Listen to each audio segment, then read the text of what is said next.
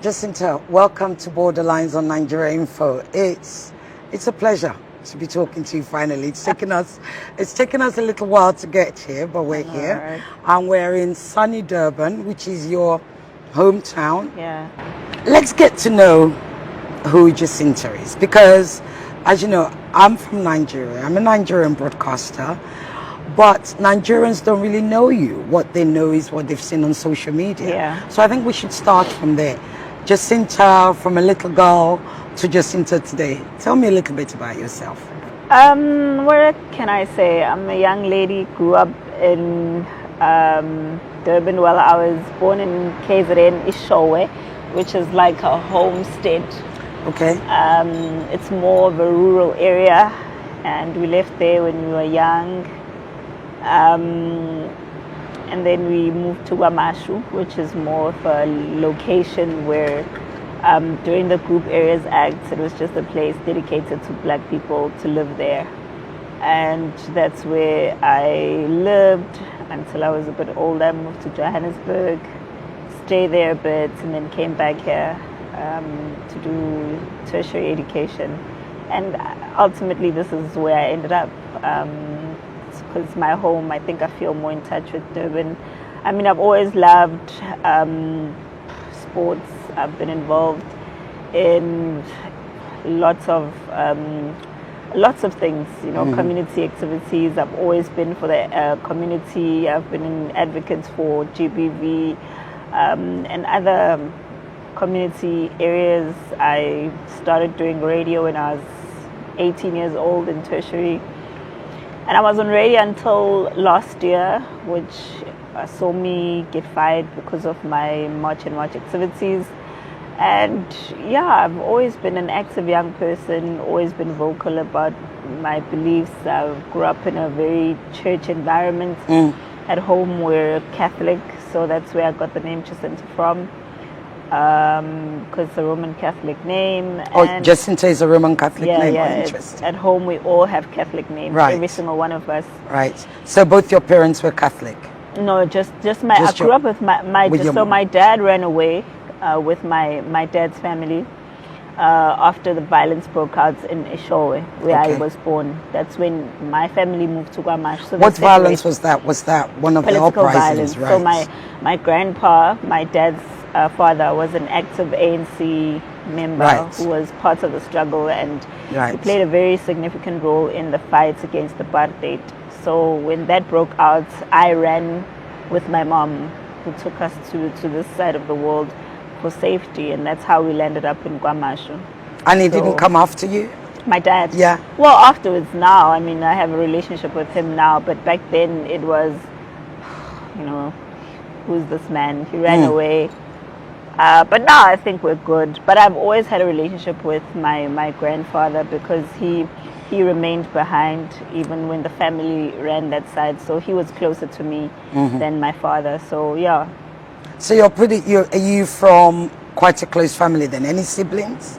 Yes, I have one sibling. Okay, I have boy a or brother. girl? A brother. Yeah, I have a brother. But because my family grew up so close knit, my granny and my grandpa, we grew up like in a very big home, where my cousins were like my brothers and sisters. Of course. So I've got more than one brother and sister. Like my cousins are my brothers and sisters as well, and that's how we grew up, really. Yeah. Indeed. Well, it's nice to get to know you. So you went to university here, and then you worked in radio, and you said you left radio because... Yeah, so when this whole March and March thing started, there was a bit of tension with some politicians feeling like they were being disturbed in their space. And yeah, that's how I got fired, which I was fine with. When was this? Last year, you last said? Year, yeah. So the March and March has started since last year? Yeah. How did it come together?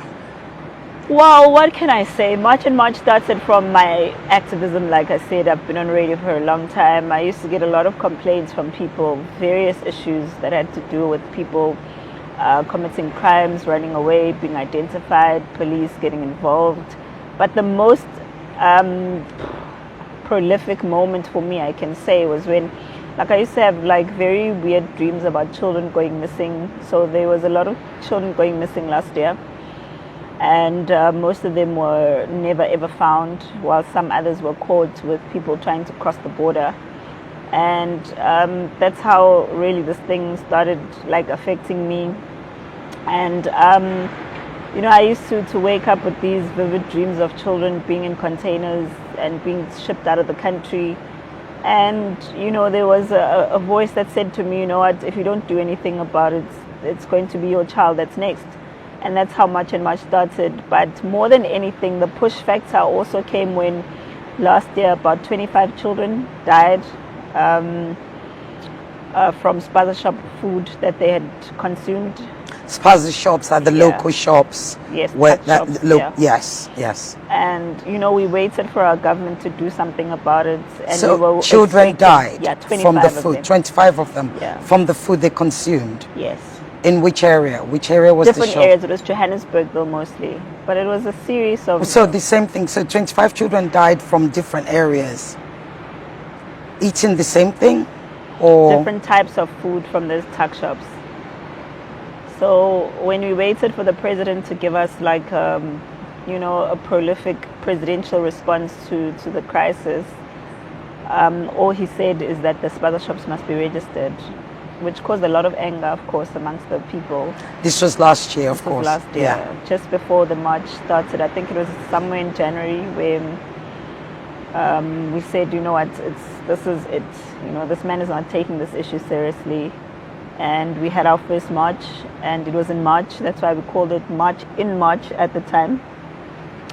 And that's when we took to the streets and we marched and had our first march. And afterwards, everyone was like, okay, what's next? And then we made it a continuation and called it March and March until we win, because we do feel like we're in a fight for survival as South Africans in our own country. Did the Ministry of Health respond at all? Did they respond? No. There was no... Like I said, there's never been any justice. The only thing the president said was that these spaza shops must be registered.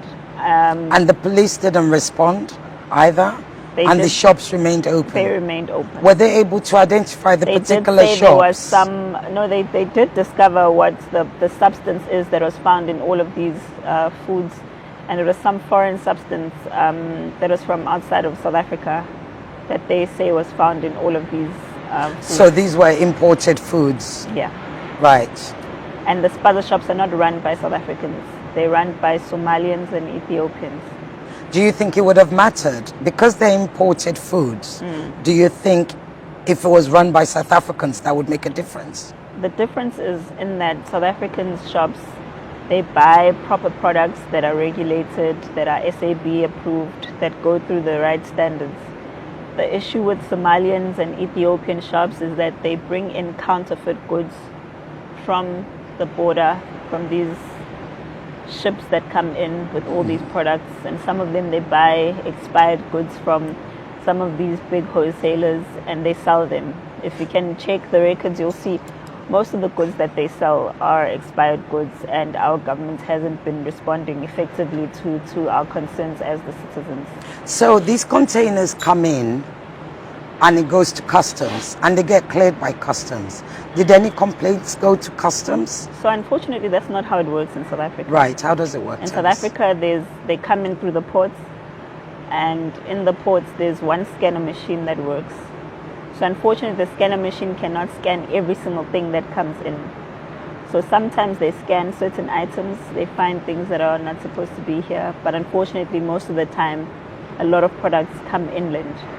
So from the statistics, the last I saw, it was South Africa loses about 250 million rand a day from the illicit goods coming through from the harbors.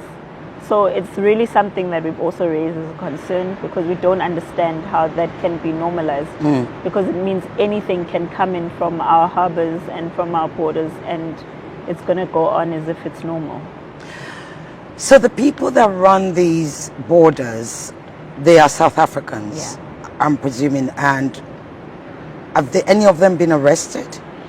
No, not because it seems incredible that these shipments will come in there has to be collaboration with officials. I think that's why we're up in arms the way that we are, because I personally went to meet with the border management of the country, and the picture that they paint is quite glaring.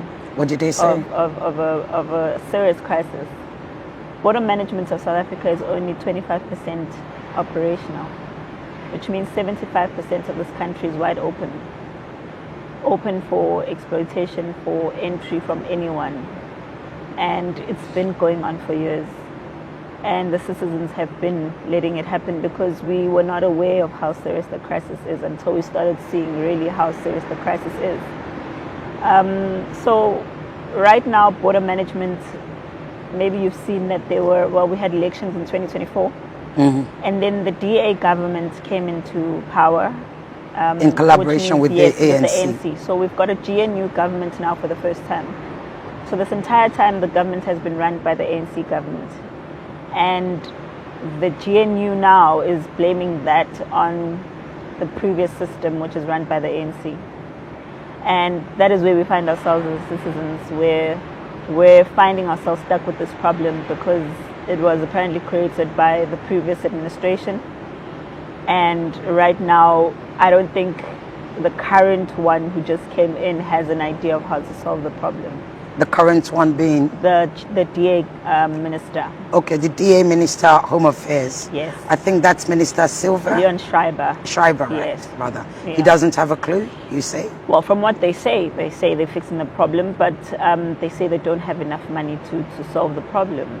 I mean, the most basic of things, like if you're talking about a crisis of your borders, surely then you should have them locked in terms of safety, security, have more people at the borders, have tighter security measures, but there's none of that happening at the moment.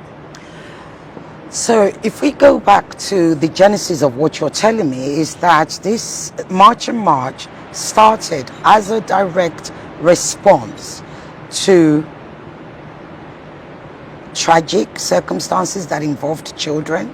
You also mentioned about children being taken across the border. Yeah.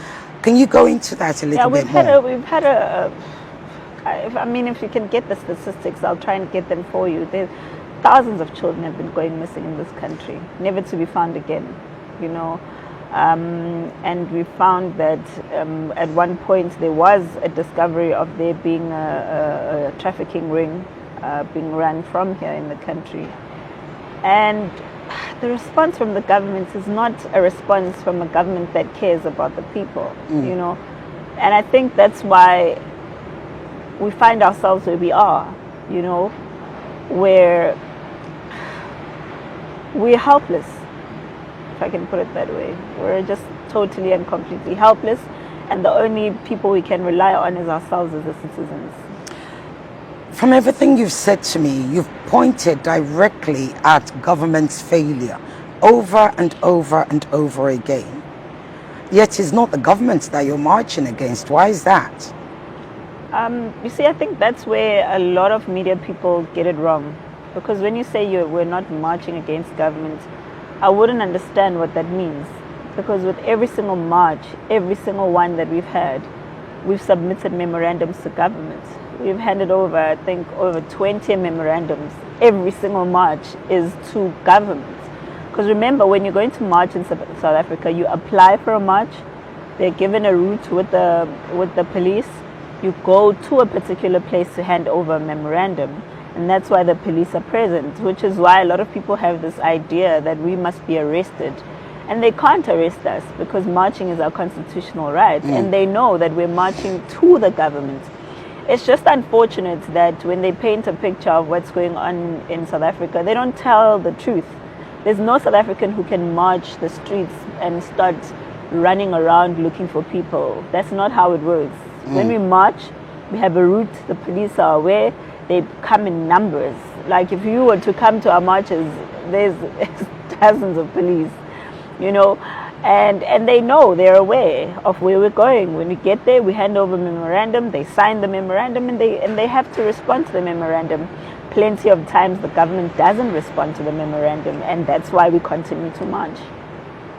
But the rhetorics that come out, it's not government you must do, it's migrants must go, whether documented or undocumented. How then do you marry the two? Because that's clearly what everybody hears on social media.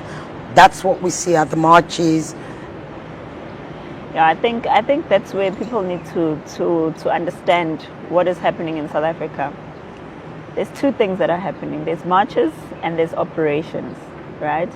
Marches are just strictly marches. There's nothing else. Nothing happens with the march, and if something happens at a march, the police will always arrest someone because they're there. But they haven't been arresting. I mean, there's been violence that have happened. There's been several violence that have happened. There's been at least, I think it's 8 people who have been killed as a result of these rhetorics from the marches, some on social media, granted. I'm not saying definitely from you, but as a result of supporters of March and March. No, so let me explain something to you so that you can understand. March and March is not the only organization that's fighting illegal immigration in the country. And March and March is not the only people that have an issue with illegal immigration in the country. You know, when we started March and March, we went to the government. We told them that there's a crisis that's going to happen in this country. I'm talking what we said as March and March. South Africans last year. Yes, South Africans are fed up, and you are ignoring this concern. We're formalizing the structure so that we can deal with the government. That's why March and March exists. But let me give you an example of Muscle Bay, for example. Muscle Bay, we've never been to Muscle Bay. There's not a single member of March and March.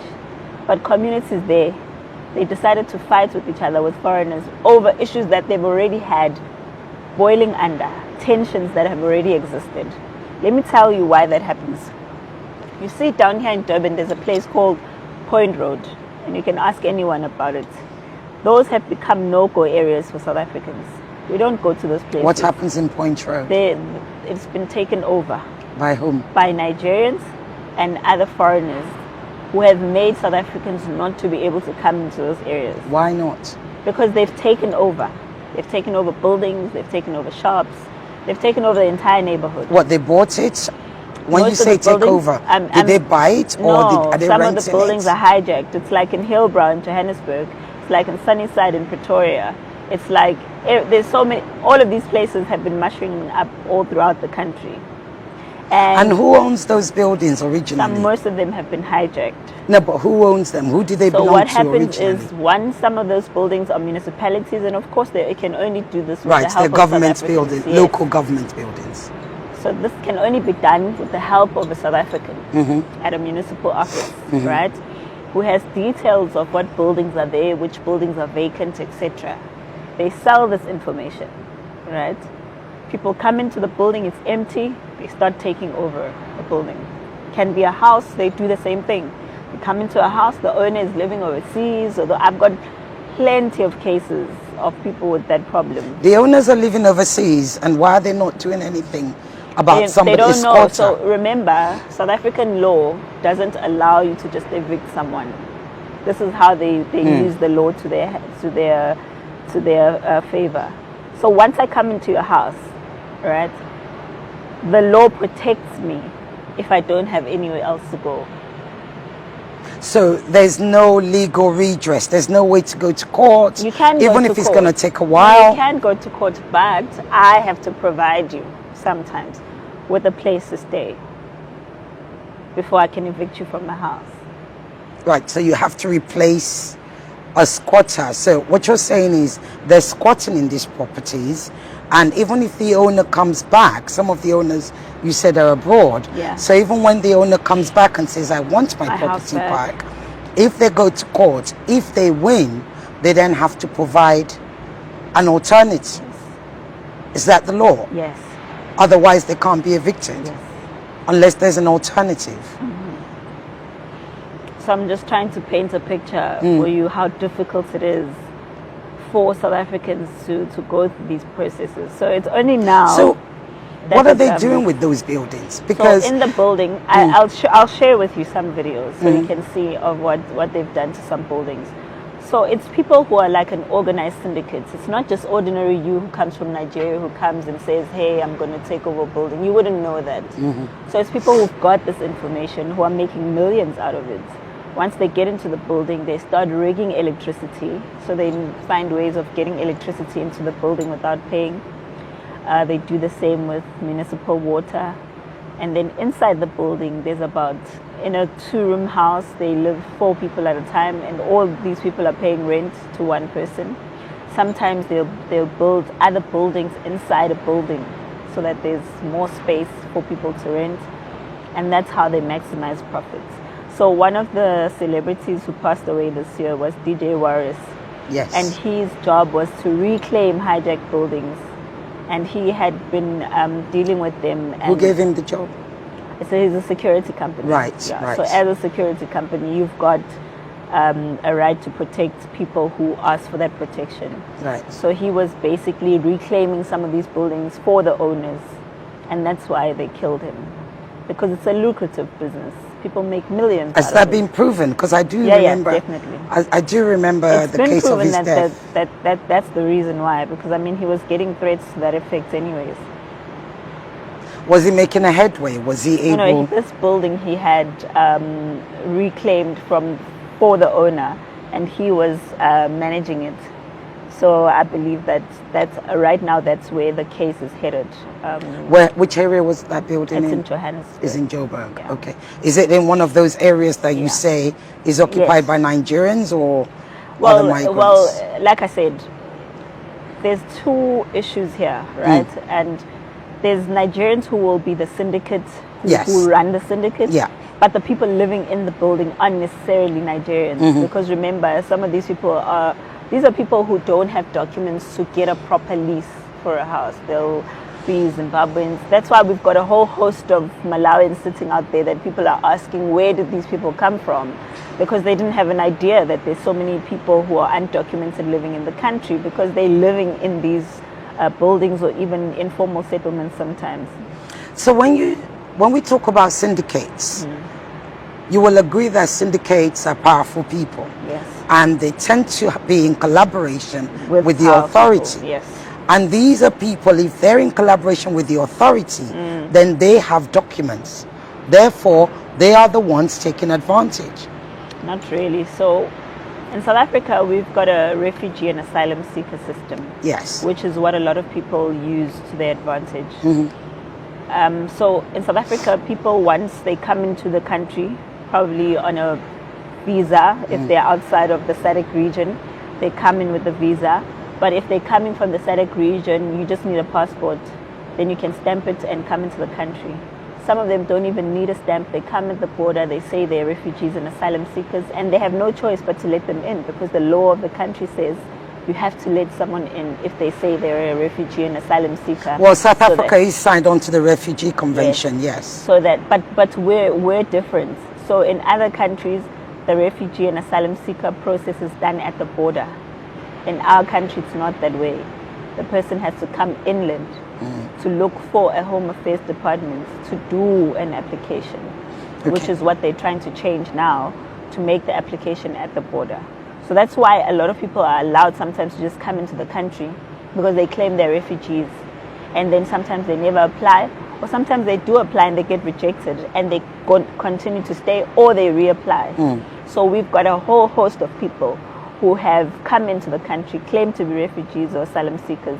Some of them didn't even claim to be refugees and asylum seekers, they just came into the country. Others are on visas or passports, and then it expires, and then they continue to stay in the country. Let's go back to these syndicates, because, and I'll tell you why. Again, we have to go back to the fact that syndicates are powerful. Yes. Syndicates are in collaboration with very powerful people, etc. So it is well known that those who are part of a syndicate, at the very least, those at the top of the syndicate, will be documented. They have access to somebody to get them a passport, to give them the documents. Otherwise, breaking the law wouldn't be as easy for them. Being a kingpin of an area wouldn't be as easy for them. You spoke of the undocumented immigrants that then live in these buildings. First and foremost, may I ask, how do you know they are undocumented? How do you identify an undocumented person? Look, I don't think it's for me to identify them, but I'm talking about things that are trends that have happened regularly in the country, and the reason why they would be undocumented. Remember, a person who is documented produces proper papers to be in the country and in a building and to be located. So most of them don't have those documents anyway, so they find a place that's easy for them to occupy, which is a place that doesn't require documentation. And remember, as you can see, like I told you, gave you an example of the Malawans that you just saw outside. Those people are 90% are undocumented, right? The other 10% are documented, but their documents are expired. So they are not supposed to be in the country anyways, because they come in with a passport or whatever. So this is something that we know has been happening. And we've even got TV shows on TV. I think that's the worst part about South Africa, is that we've got shows on TV that I talk about actually this. saw one Yes. of those TV shows. Yes, there's quite a number of them. There's one that talks about hijacked On buildings. DSTV, I saw Yes, one. there's one deals specifically with hijacked buildings. There's one that deals with drugs. There's one that deals with all of these illicit goods that are all over. So there's quite a number of these shows that are on television, and it's the same thing, it's the same trend. And when you talk to municipalities that are actually working, like the municipality in Tshwane, they will tell you every single place that you go to, these are the common trends. Because for a hijacked house, for example, the trend is you have to come into the house, you have to vandalize the house, make it look beyond repair, so that becomes the first thing that you do so that you can occupy the house. So that's why I'm saying, when you're saying that obviously it's people who have connections, 1000% agree with you, because these people who are running syndicates would never do that without the help of South Africans. And they don't live there. Yeah, that's why I even told you that even with the houses that they can hijack, that's information they get from South Africans. But the biggest and the most rotten apples we have here are politicians, which is why we keep saying that South Africa has two problems. We have very corrupt governments on top of the immigration crisis, and that's why we find ourselves where we are today. But what many will say to you is, your advocacy, at least your activism, March and March, has led to very high tensions, which is leading to anti-black violence. What would you say to that? Well, I would say that's not true, because Operation Tutula has been in existence for a long time. But it's still black on black. No, I'm talking about March and March, remember? Yes. You wanting me to respond about March and March being the cause of anti-black, black on black. I know Operation Tutula has been around for a long time. That's what I'm trying to explain on March and March's side. So Operation Tutula has been there. There's been Abaham there. There's been Progressive Forces. There's been plenty of other organizations before March and March even existed. And there have even been political parties, the Patriotic Alliance, the Action SA, etc., etc. They've been actively advocating for this issue of illegal immigrants. Now, March and March, I feel we found ourselves here because obviously I think it was a timing issue, because now there's the GNU instead of the ANC. So maybe it's a bit more impactful because the government is not one government. There's more than one voice that can speak for the government. It's not just one government organization that's running the whole show, who's authoritarian and wants to treat people like they don't exist. And I do believe maybe it's just a matter of it being God's time. It was meant for us to be here and deal with it. And this, I don't remember a time where March and March was talking about race. The one thing March and March has always spoken about was documents. But I do feel like people who want to make this about a skin thing are being disingenuous. Because obviously if we're in Africa, majority of people that come to South Africa are African, because it's one continent. So it's easier to come to South Africa from another African country. But does anybody ask the white people in South Africa? Is it every white person in South Africa, or every non-black person in South Africa that has their papers. But you see, Are we that's, to that's, presume what, that's what you don't understand. Much and Much is not going to go to areas where white people are and advocate for white people. We're not a voice for white people. No, I'm not saying advocate. I'm trying to make you understand how we end up it looking like black on black. Right. So remember, we are black people. We are in black people areas. We talk about things that affect black people. So tuck shops and these killings of children wasn't happening with white people. It was happening to us as black people, right? So when we advocate for those children that have passed away, we don't care whether it's being done by pink, orange, or green people. We care about the source of the problem. So if the source of the problem is Pakistanis, Somalians, Ethiopians, and whatever, that's who we're going to deal with.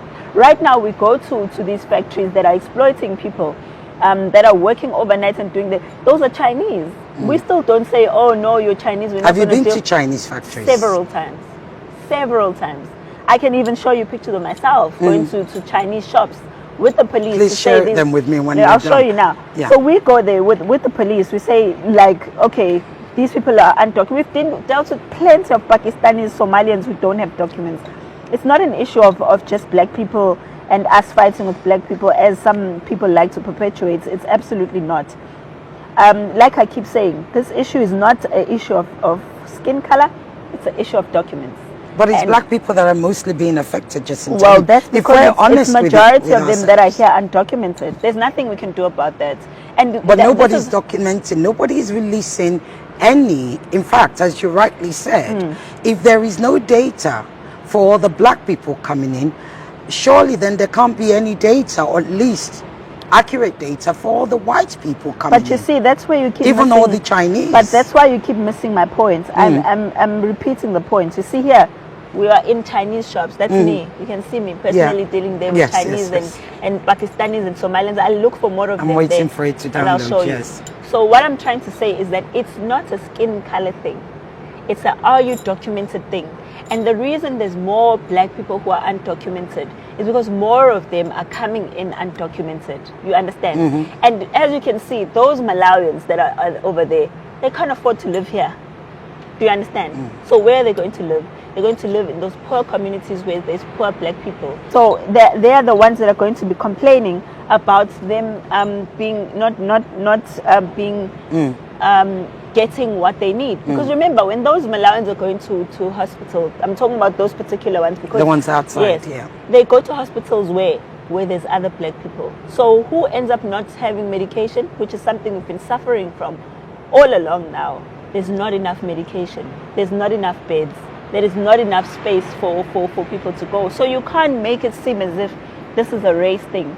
It's a struggle for resources, which is what I always say. And South Africa does not have enough resources for South Africans. Then comes Malawians who are having problems with their own governments. We understand they're poor, they're sad, and all of that. But now, it's not white people that are going to be suffering when they don't have beds in hospitals. White people are fine. They don't have to deal with them. They're the ones that probably even keep them and treat them like slaves and will make them work 10 hours or 15 hours a day and pay them 100 rand. You know, white people are the ones that are benefiting from those Malawians. But look at where they are now, displaced, because they don't have money to go home. Who is not paying them the money? The people that are employing them. So this is exactly what we're saying, that we cannot have a system that glorifies modern day slavery just because we're saying it's black people. It can't be. Because remember, those same white people that you guys are saying we must fight against are the same white people. They come here and they worship and they treat like gods while we're trying to fight them for a minimum wage. How do you think we're going to get the minimum wage if they're the ones going to white people and replacing South Africans as the modern day slaves? It's not going to work. So I feel like it's a one-sided thing where you're thinking that we're fighting you because you're black. But no, you're the one setting us back as South Africans because we're black. Because if you're black and you're coming to go and compete with white people then, so that we can see that you're not fighting with other poor black people. Go and compete with white people. Why not? In that case, I have to ask, how many black people actually, I'm talking about South Africans, educated South Africans, how many of them actually compete with white people for high-paying jobs, for highly skilled jobs, for professional jobs? How many of them? You see, the problem. I'm just going by what you're saying. No, I'm hearing, but that's a different conversation altogether. Why is it? Because these are two different classes that you're comparing. Okay. I'm comparing a class of poor people, and you're comparing a middle class of black people. No, but you're saying that. I'm going to go there with the black people who are middle class. Now, the same middle class that you're complaining about are now the same people who are part of March and March. And you know why that is? Why? Because South Africans who are hiring are not following labor laws. And what they're doing is we've got a host of unemployed teachers, a host of unemployed doctors, a host of unemployed civic lecturers. Why is that? Because the law of the country says that. Because a lot of people, I see them saying that South Africans are lazy, they just want to remove people and remove. That's not what we're saying. We're saying the country has laws, right? And if the law of the country says, before I hire you as a Nigerian, I have to make sure that there's no other South African that is qualified for the job. Is that the law? Right? That's the law. That's what the law says. I can send it to you just to verify. Right? That is what the current law of the country says.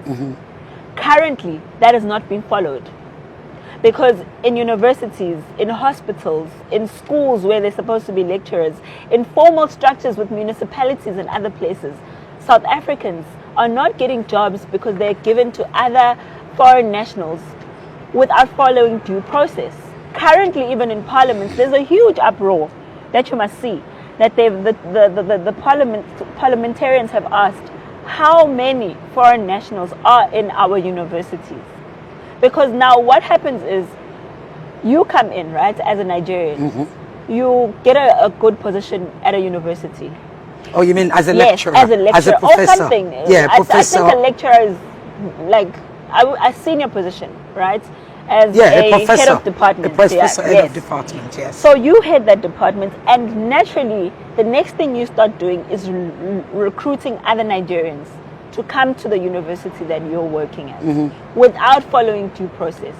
So this is now an inquiry in Parliament currently going on, because a lot of universities are hiring lecturers who are foreign nationals in a way that they shouldn't be hiring them, because they are South Africans who are qualified. So I want you to understand that there's a fight here at the lower level of things. There's a fight even in the middle class, where South Africans are saying now we're being wiped out of our own jobs, for our own job securities. We're not saying we're not qualified. We're not saying give us those jobs because we're South Africans and but give us those jobs because we qualify. You can't go to another country and look for someone. So are you who saying can do that job. there's a practice of discrimination against South Africans, or is it that the jobs? Because I find why it's so difficult for you to believe, and I understand why a lot of people look at South Africans as crazy people. No, I don't actually. No, trust me, I understand. I actually don't. I'm saying I understand if you look at us as crazy Well, people. I actually don't. Because it's crazy that we're in this situation. It's actually ridiculous that we have to fight for something that's in the law and is supposed to be followed as per the law, but it's not. But what I find hard to understand is that you are saying that if a head of department, an HOD, is hired for a university anyway, and they tend to hire a foreigner, that's what you're saying, right? And if they hire a foreigner, a non-South African, that non-South African then hires non-South Africans, perhaps from the same country or otherwise. Zimbabweans do that a lot. Right. So, but here's the thing though. The head of department is not the head of the university. They are, some of them. I'm trying to show you. Remember, you can be head of department, but you also can be have another Zimbabwean in HR. I'm trying to find you this thing so that you don't think I'm creating stories and whatnot.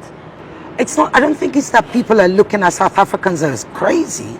Certainly, I think you will find that most people would understand if, look, you are saying to government, we have a crisis in our hands of, our porous borders, which are not being manned.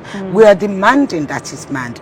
We are also demanding for stricter immigration laws. We are demanding for stricter laws against, for clearance at the borders. Yeah. I don't think anybody's going to argue with you on that, Jacinta. I think what most people, whether you accept it or not, is that the rhetorics from your group, whether it's, I know there's Ayahamba, which I think it means get out, is that correct? Abahambe. Abahambe, yeah. Yeah, it means get out, right? Or something like that, yes. I know of those. But get out. What does get it out mean? Sounds bad. Pardon? They must go. They must go. There you go. Well, pretty much the same. It's get not, out sounds worse. Okay, well, no, they must go, get out, I know of that, but those groups are not the most prominent. Yeah, those groups that's what I'm saying. are not the ones why we're the saying most prominent. 30th of June.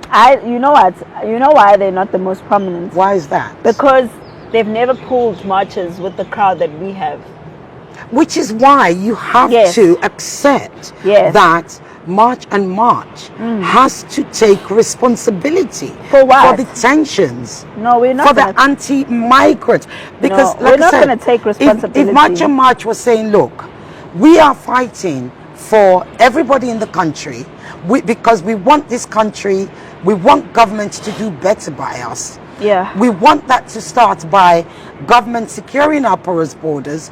We want that to start by government putting out stricter immigration. We want that to start by government having faster, quicker, more, clearance with integrity for those who come in with refugee. In fact, even if you were demanding, we want government to review the refugee laws in South Africa.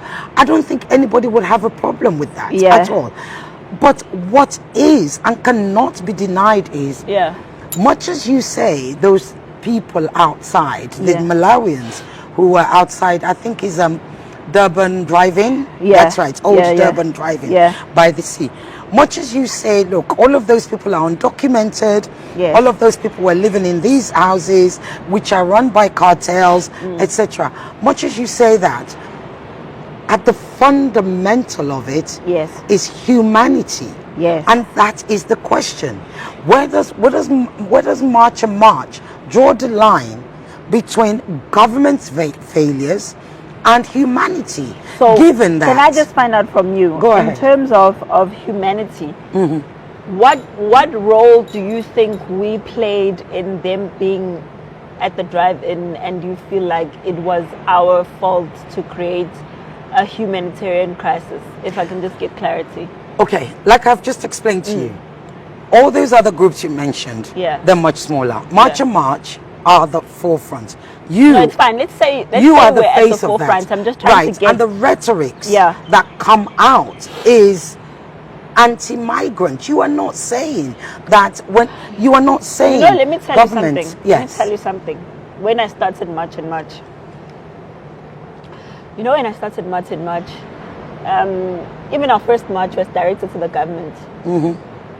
There was no foreign employment involvement at all. None whatsoever. You didn't mention anything about migrants, foreigners? Of course we talk about that because we're talking about illegal immigration. Yes, but you were directing it. Yes, that's what I'm trying to tell you. What was the chant at that time? What was the... No, it's always your been... slogan? No, it's always been Abahambe. That's not going to change. Right, it's got to... Because obviously Abahambe, because they're in the country legally. Because you can't tell me that, I always say, you can't tell me if you come into a country legally, you're innocent. Of course you're not. You know what I mean? Why not? Why are you innocent? You came into my country legally. Okay, so... What makes you innocent? Let's talk about that. Okay, there are people, when people are refugees and they come into the country... I don't... You see, that's why I avoid... I don't like having this conversation about illegal let's have it. We're being honest. You know why? Because every time we talk about this, the first position that people assume a migrant is a victim. Okay, Because if you're saying to me that they're a refugee, you're automatically giving them a victim label, which is not fair. But do you not believe that there are refugees? Everyone is here. No, not everyone is a refugee. I agree. Exactly my point. Majority of the people we have here are not refugees. They're not. But there are 7,000 Those people refugees. are economic migrants. They are not refugees. How do you know? Have you seen their papers? Because they were working.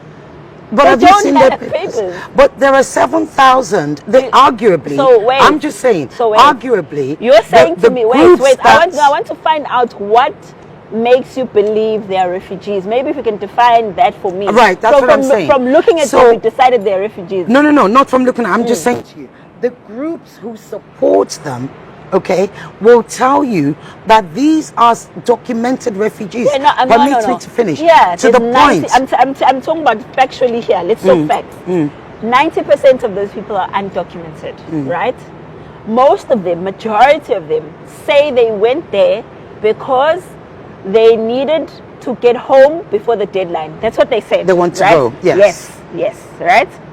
So I'm asking you, from that analysis and from those statistics, From what they said. what makes you give them the label of refugees? Like, why? And this is what I'm saying to you. Let's separate it. You said those who want to go, those people that have said, we've come here because we want to leave before the 30th. Yes. Because obviously people are petrified. They're afraid. And nobody knows what's going to happen. We'll talk about that later. I interviewed documented migrants yesterday. Right? From where? From Nigeria. I have them, I interview them, and they say they're documented, but they want to go because one, they're afraid. There was a man who had been here for 30 years. Okay, he said, I've seen this happen many times. Okay, I've seen the violence, but this one is different. He said, I go into a shop and I'm attacked. I go into this and this. His wife is there, his child is there. He said, yes, I'm documented. I've been here for 30 years. I had a business. So what I'm saying to you is, permit me, it's not just those who are undocumented So you see, who want to that's leave. why I want to talk to you. I know. That's why I wanted you to tell me. Yeah, I'm going there. I want you to there. tell me when you say they're documented. I want to No, go I'm into just what saying. you're saying. So what it's not just exactly those. do you mean they're documented? Well, they say they have their Documented as papers. what? You don't know that, right? Well, I'm just saying, but neither That's do you. exactly- You don't know the that's what papers I'm for saying. all those That's what people. you see, that's why I want you and I to be to try and understand each We other are, we here, are. right? Because I'm living here, and I can grab the next South African when we come out of here, right? And ask them from the interviews that we have seen of Nigerians once they land in South Africa, how many of them do you believe are telling the truth? So what? Nigerians are liars because that's your Not just experience? Nigerians, no, not just Nigerians. All the people once they leave South Africa. Once they leave? Yes, I mean when they land in their countries. Okay, From what they're explaining. Once they evacuated, Once they start describing what was happening in South Africa. It's stories that we know are not true. Because Which is someone what? will say, let me give you an example. I'm giving you an example. I'm taking you there. Someone will say, I came here on a visa. There's a man who said he was here for I think 20 years. He came here. He was, he said he had, he was an asylum seeker. Then he said his documents expired, but he was running a business. Right? Now, you know those stories don't come together, right? Because you can't have a document expire, then you're an asylum seeker. Because you must decide, Pele, if you're coming in as a visitor, you're a visitor. Then you're an asylum seeker, you're an asylum seeker. When you seek asylum, it's the first thing that you do. You seek asylum, because that's what you're here for. You can't seek asylum after a document expires. And then on top of that, you open a business. What documents are you using to open a business? These are things that you see, right? That's what I'm saying. That's what I'm saying. But what if they had opened the business whilst they had the papers? That's what I'm saying. You can't open a business with those documents. There are certain documents that allow you to open a business. There are others that don't. You can't open a business with an application for an asylum seeker. I see. You can't. But you can open one once you're cleared as an asylum seeker. There's in the country, there's 250,000 only refugees and asylum seekers documented. In the entire system. 250,000 documented. In the entire system.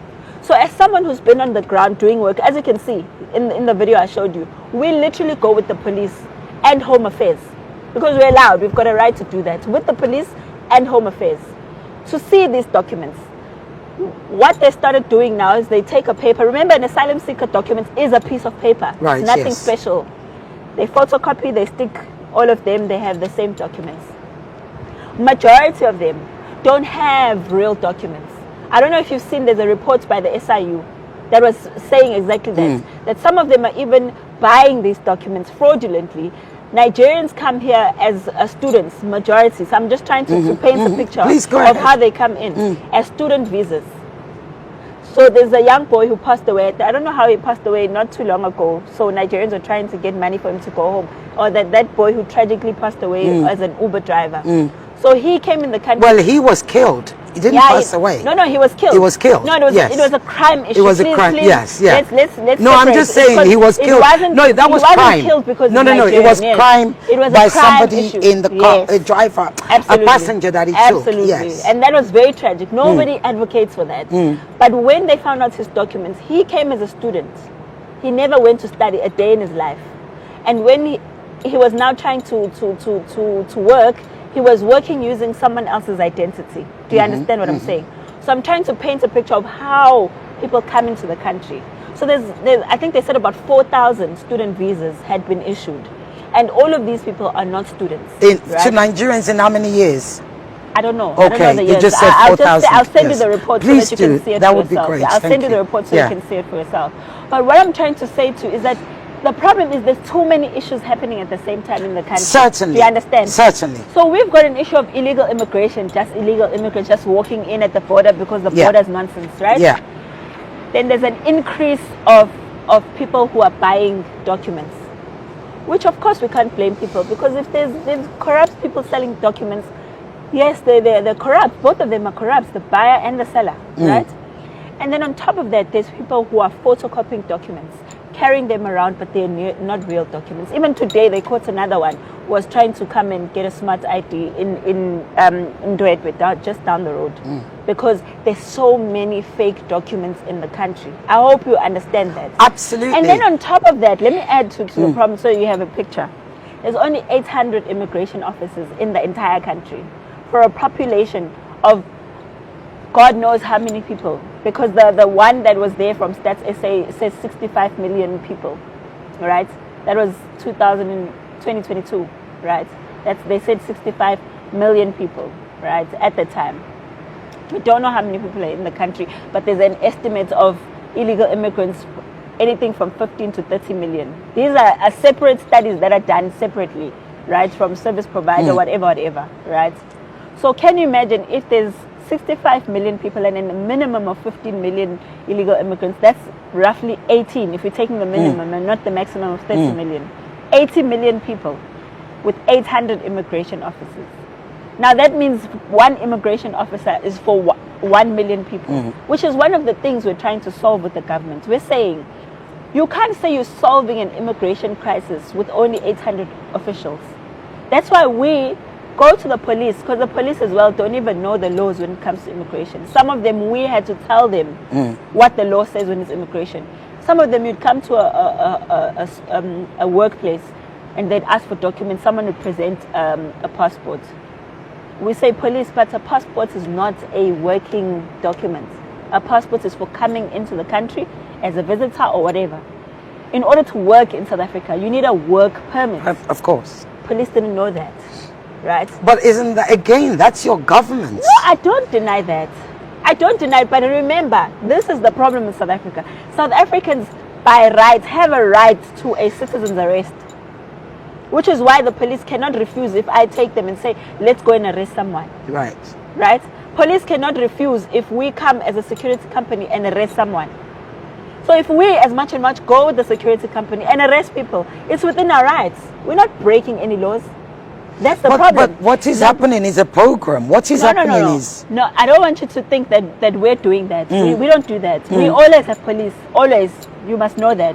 Wherever we are, we go with police. The unfortunate part, though, is that the citizens are the ones that are living with these people. And I'm telling you, the biggest problem is not much and much. You're looking at the wrong people. The biggest problem is the communities that are staying with people who are illegal immigrants or foreigners. That's where your biggest problem is. Okay, that might be granted, but arguably the advocacy, the activism, the rhetorics of March and March does encourage them, because what? Well, like you said, the communities are taking action into their own hands. That's what you're saying, right? But I'm saying, if you know, we don't take action into our. No, not you. I'm saying the communities. That's what you said. You see, every time someone says that March and March is to blame for rhetoric, that's the part I don't get. You can't blame us for violence. So do you think March and March is innocent of all the accusations? I'm giving you an example. If you talk about violence, right? March and March has never, from day one, advocated for violence. We've always advocated for making our voice heard and taking to the streets. And not just going there, going to boardrooms. We go to boardrooms, we meet with governments, we sit in meetings, we sit with, there's not a single department we haven't gone to meet. We sit in the crime fighting council of the province, because we know that this issue is a crime issue. And that's exactly what we're trying to point out. We're trying to highlight the problem that we've had in this country for years and years and years. And every time that it's raised, it's called xenophobia. And we said this even from day one last year. We said that we know for a fact that the minute we start raising this issue, it's going to be called xenophobia. And from day one, that's what we said. Because nobody wants to listen to what we're saying. And I think that's where South Africans get frustrated. You know, when every time we're trying to raise our concerns, you don't listen to what we're saying. You choose to make us the bad people about the problems that we're experiencing in our country because of people we don't know. You understand? You wouldn't be okay in your own house with people just walking and you don't know them, you don't know who they are, you don't know how they're staying, they start taking things from your house. Of course you wouldn't feel comfortable. This is exactly what we're complaining about. We're saying, can you listen to what we're saying? Okay, so why then doesn't March and March come out? You say March and March has never advocated for violence. Why then doesn't March and March come out and say and actually condemn the violence? How many times? No, go into these communities, like you said. You know these communities. You know the community leaders. I just had a march now, a march with thousands of people, thousands. I said the same thing. I was on TV saying the same thing. You see this video here with 1.8 million people. That's one. I'm saying the same thing. The first one. Yes, it's got 1.8 million views. I'm reiterating. What's the volume? I'm reiterating exactly that. It's in Zulu. And I'm doing it in Zulu on purpose. I'm doing it in Zulu on purpose. So that you can... So that people can understand what the message is. So what's 30th of June about? So the 30th of June was not announced by us, right? There's March and March, there's Phakela Umthakathi, there's Ngizwe-Mkhulu, right? We're three different entities. Three different groups. Yes. Yeah. So Phakela Umthakathi has his own thing where he'll march. You'll see him sometimes. We're not there when he marches. We're not there. Which one is that? The guy that's wearing the Zulu, that wears the Zulu outfit, yes. right? Yes. He's a different group. He's got his own organization. So he's not part of March and March. No. Right. He's called Insizwa Nobumfizwa. Insizwa. Yes. Right. Ngizwe is a media personality who has always been in the media, who's had a following even before March and March, right, or the issue of illegal immigration. He's always been a public figure. He's always been a celebrity with followers, etc. Right? Now, Phakela Umthakathi is his own person, right? But we march together when we're marching together. I don't know if that makes sense. Absolutely. Right? I hear that. But he can do his own thing, Kwanongoma, some way. But these are the people, like you said, this man is speaking in violent rhetoric. They say, show me your friends and I'll tell you who you are. So if March and March is not for violence, why then are you marching? Let me repeat. No, I'm just saying, why are you marching with them? There's no way. I can't refuse anyone to march with March and March. Anyone and everyone has a right to march and say what they... But knowing full well that, like you said, March and March is not... If you're saying he's advocating for... I've never seen him advocating for violence. These are people that carry weapons when they're marching, right? Do you want to see a Zulu wedding? Well, no, it's not that. I'm trying to prove to you. No, I understand. I'm trying to say I to you. do get that. I'm trying to say but to you. a Zulu wedding is not with chants on the streets of South Africa. I'm saying to you. With threats going to the vulnerable. But who goes to the vulnerable? Because the march is to the streets. The march is to the streets. The march is going to the government. Every single march we have has a memorandum. I'm repeating again. But where's your government office? It's wherever we're going. No. As in, where is the president's office? We've been to the president's office, the Right. union buildings. Right. So why is the march not every time? But we can't in listen those to what, offices. listen to what I'm saying. Listen to what I'm saying. In South Africa, there's 3 spheres of government, right? The there's local national government, there's provincial provincial government, there's and local yes, government. absolutely. So it depends on where the march is going, right? So national marches, that's when you'll see the 3 of us together, right? That's why you will see us going to union buildings together. That's why you'll see us going to the provincial government in Gauteng when we're together. That's why you'll see us here and having the mayor or the premier come and collect a memorandum here in Durban, etc., etc. You know what I'm saying? So that's a national march. But when they do their provincial marches and whatever, they go to municipalities. They go to the provincial departments of Home Affairs to come. Because remember, sometimes we don't go to Home Affairs. Home Affairs will come to where the march is. Do you understand? I'm getting Yes. So every single time we march, we hand a memorandum over to Home Affairs. But it doesn't mean we're going to Have you Home met Affairs. with him? Have you sat Who? with the Minister of Home Affairs? Several times. I sit, if I can show And what you. has he said? What has he said? You know, the Minister of Home Affairs, we don't sit with him directly. We sit with Which his is the office. Democratic We sit- Alliance yes, we Party. sit with with the DG. We speak all the time. The people who are the role players in that department. But not the minister himself. Yeah, the minister hasn't made time with us, but we went and spoken to the DA to present our case, to state the reasons. We've gone to the BMA. We've gone to the when you are asking for inputs on Yes. on changes to the white paper. Yes. We've done that. We've gone to Parliament. I've been to Parliament to make a presentation on this. The minister was there as well. So that's what I'm trying to say, that we're not just marching the streets as much and much. I want you to understand that. That's why I'm trying to help you to differentiate between these 3 people. There's March and March, which does their own thing. There's Pagalum Tati, does his own thing. There's Ngizwe, does his own thing. But they are not the only ones as well. There's other organizations. There's Progressive Forces, there's Abahambe, there's Operation Tutula, there's this and that, there's Truck Drivers Associations, there's LACO, etc. Right? But let me That's why I just want say you to this. understand this, right? So LACO will be the one that deals with the labor inspectors, making sure that South Africans are hired, etc., etc. That's how it works. It's just that March and March just gained prominence because for some reason, you know, in Ghana they started trending that Victoria had told this Ghanaian that he must go home. People said that's Jacinta of March and March. It was Victoria. I was like, okay, it doesn't matter because the message is the same anyway, you know. Somehow, gracefully, I'm not going to run away from that. March and March takes the blame for it all. Let's talk about education. Unemployment. Yeah. In South Africa. Yeah. South Africa still has one of the world's worst, highest rate of unemployment, especially with young people. Yeah, youth unemployment. Yeah. Youth unemployment. Yeah. Isn't that a bigger crisis? But what makes you think we're not solving I'm the asking. crisis?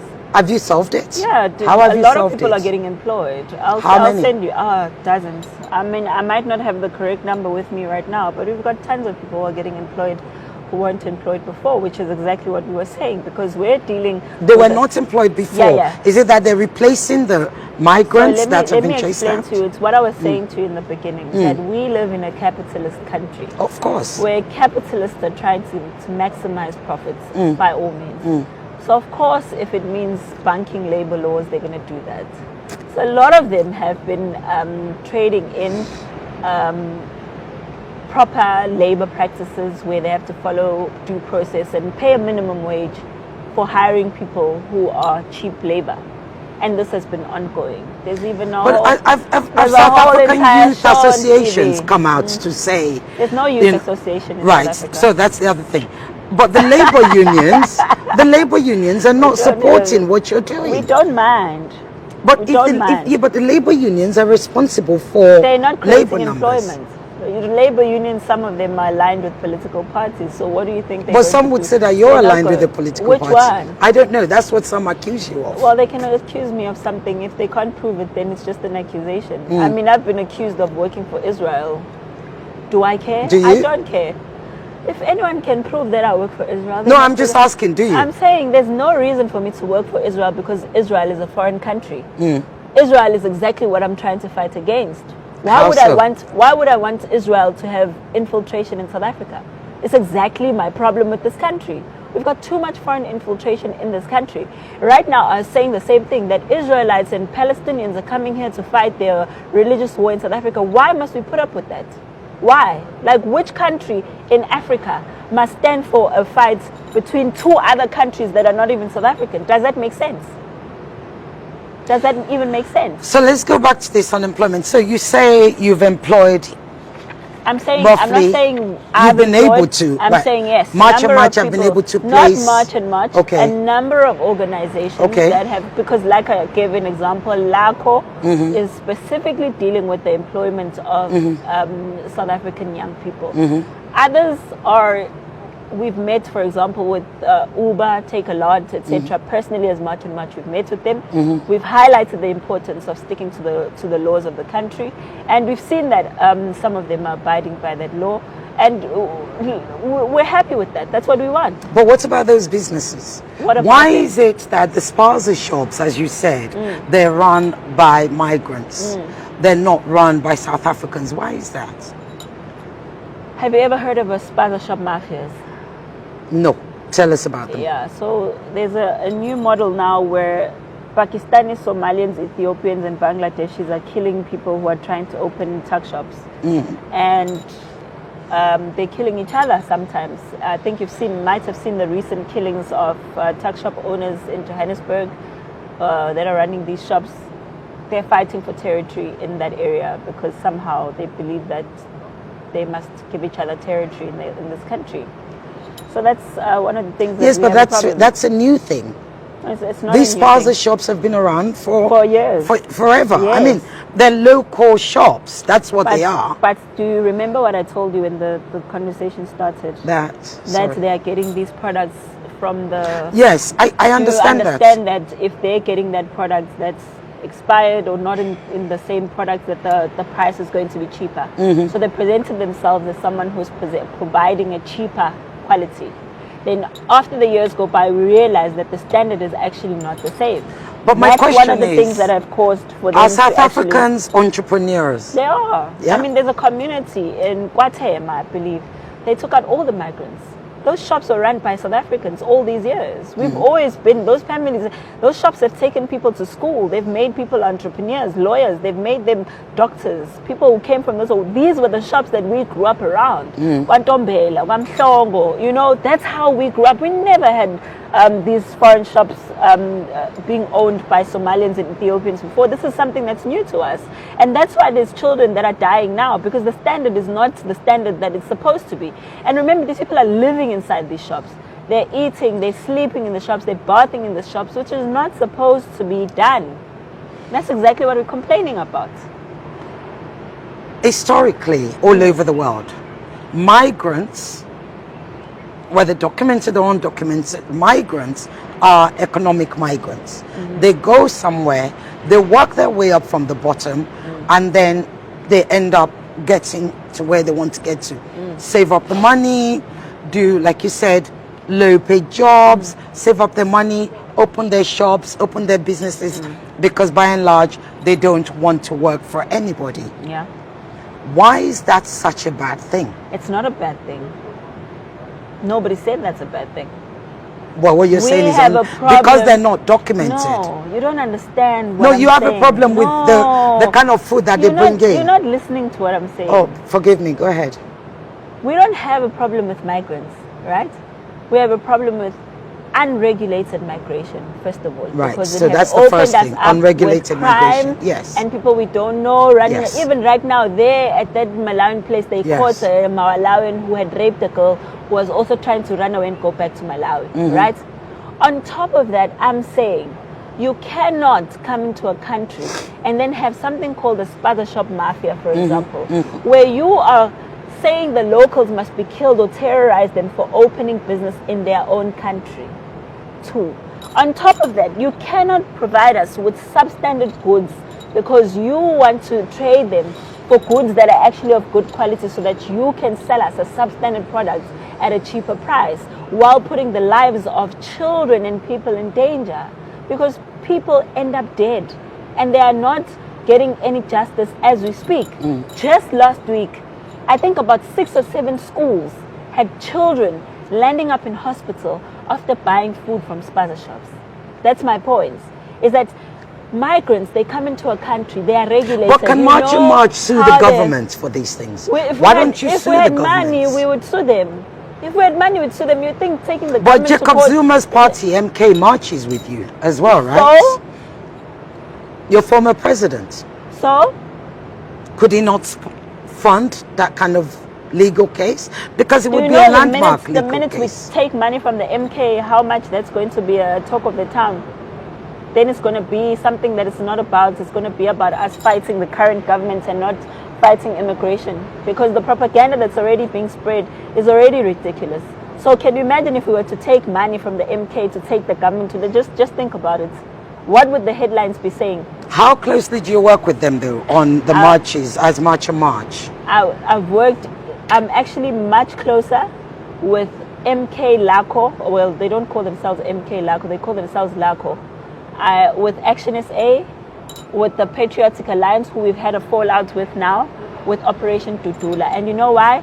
Because the very first ever March and March, those are the only organizations that supported us.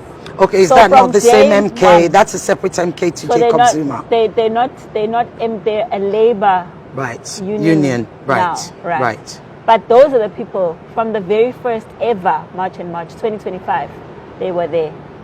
So those are the people that I'm close with. Everyone else has come after. I mean, the IFP also came afterwards, and we're very close with the IFP as well. We sit with the Premier of the province. We discuss this problem. We try and solve it. He is also very worried about the state of the province and the state of the country, and rightfully he should. We all are. We all are worried about the state of this country. Unfortunately, every time we try and state our problem, nobody wants to hear it, because you want to make it seem as if South Africans are just like this bunch of crazy people who just like hate migrants.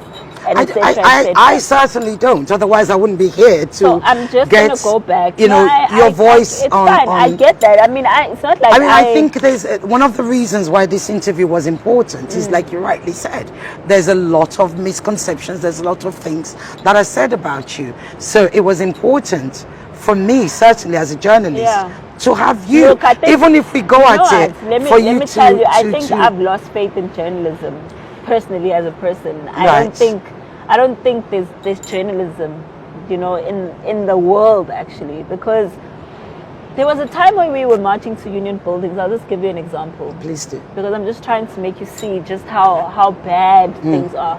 I mean, I've been in journalism. I'm not expecting you to come here and try and make me Mother Teresa of sort and just like nobody nice is things mother. About Nobody's a Mother Teresa. That's not what I want. That's not what I want. But I'm saying, just don't say something I didn't say. Which is why I'm giving you. No, I get that. Yes. I mean, I get that. I'm just trying to paint a picture of journalism for you.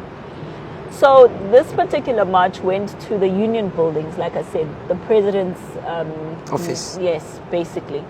And we handed over memorandum, what. Now, when we were going there, people were singing and chanting, as you're saying, with sticks and what. Hello. And then when we got there, the story comes out, and it's an international news agency. And when the story comes out, they say, we woke up in the morning and decided to chase migrants on the streets. They said nothing about us going to the union buildings. They said nothing about us handing a memorandum to government. They said nothing about the government. Actually, they sent their deputy minister in the presidency to accept the memorandum, and she spoke. They said nothing about that. Absolutely nothing. There were stories there that were shared by people who are sharing their experiences. People who, from the tuck shop business, who are saying, I've been run out of my own tuck shop business. This and this is what happened. Not a single one of those stories made it. The only story that made it was that of black Zulu men holding sticks, chasing migrants down the streets. And mind you, nobody was being chased on that day. But I'm trying to tell you that I don't believe in journalism. I'm agreeing to this interview because I want people to decide for themselves. Absolutely. You know, I want you to be the one that says she's talking nonsense. You can write whatever you like on social media. But one thing I know about the truth is that it stands, you know. And I don't think for 32 So talking years, of truth, I don't think for 32 years we could have stayed with migrants if we hated them, you know. I don't think South Africans are horrible people. I think we're one of the nicest people in the world, and that's why we have Ubuntu as our core. But eventually, but the same we'll South come Africa, South Africa has been the greatest beneficiary of Pan-Africanism. No, that's So not true. That's not why true. is it not? Because let me tell you something. Pan-Africanism, if we can calculate how many people left South Africa to go to other countries to stay there, it's at about 50,000 people. What is that? Why is it measured in numbers? It's measured and in not numbers. in efforts. No. I'm going there. I'm going there.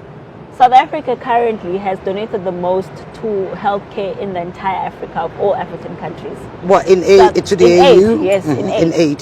South Africa currently has hosted some of the most loose rules when it comes to migrants. In South Africa, Yes, they do. In South Africa, refugees and asylum seekers are practically citizens of this country, right?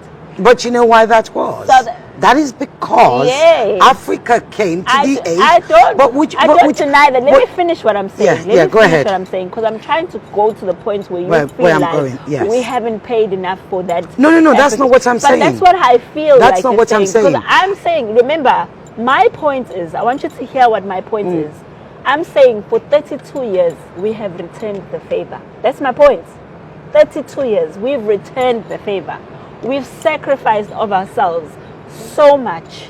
We've given up our cities. There are places we cannot go to that are owned predominantly by foreigners. We can't go there. We've given jobs. We've given our documents. People have been neutralized. They've been given refugee status, asylum seeker status, everything. But honestly, at some point, guys, you have to be fair. You have to be fair. Everyone cannot want to come here and we must keep quiet about it.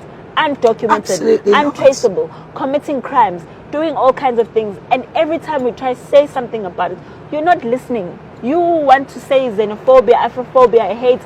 That makes you like block out completely what we're trying to say. The actual issues that you're trying to put Because when across. we sit on Sundays and we watch Sizokuthola, I'm sure you've seen Sizokuthola. Is that the one I said with the big lady which goes to the that's Zanzi. house. That's the one. Yeah, that's the Zanzi. one that goes where these employers are the ones hiring. where they're living in the houses. Yes, that no, those are the chases ones that them are out. hiring illegal immigrants. Right, yes. So I'm saying to you, remember, we're still fighting the same white people that you're saying that oppressed us, right? We're still trying to get. Well, this is this was going to be Yes, my that's where I'm point. Is going. that why are you not addressing, or maybe you are? Tell me.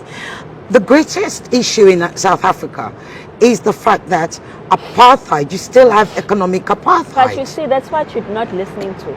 And I answered this in the beginning. No, you did. I said it's difficult to fight white people currently because they are basically rendering us out of our own country using migrants. And you guys don't want to hear that. Because if a white person is now having a Zimbabwean as a garden boy, a Malawian who work 24 hours a day and they do everything, they worship them, they're at the feet, and then the South African says, but my minimum wage is 5,000 Rand a month. And you come as Sarah from wherever and you say, I'm going to take 2,000 Rand. Does that fight not set us back? Of course it does. Now we have to focus on the. So, but why are those employers not being arrested? That's what we're trying to do right now. Remember, South Africa has been going on this lawlessness all along, and that's why we came as much and much to say these are the laws. That's why we are strong as much and much, which I think is what people don't understand. Why maybe we're like because we come and we say, we point out this is what the law says. Since I started with you, that's the only thing I've been saying. Absolutely. That's the only thing I've been saying, because nothing that we want to do is of outside of the law. That's why we don't advocate for people to be killed. We want Africans, and I'm saying this again, to fight their government the same way we are, because they owe us that. Africa is not going to thrive if we all hide behind going to other countries, going to Europeans, and they're calling us slaves and making us cheap labor. We're never going to progress as a continent. We can't live in fear of our leaders. That is not leadership. And currently Malawians are not scared of the South African government. But the minute they land in Malawi, they're scared of the Malawian government. That's the problem. Because now here they are slaves to white people. The same white people you want us to fight. We are fighting them, but you're setting us back.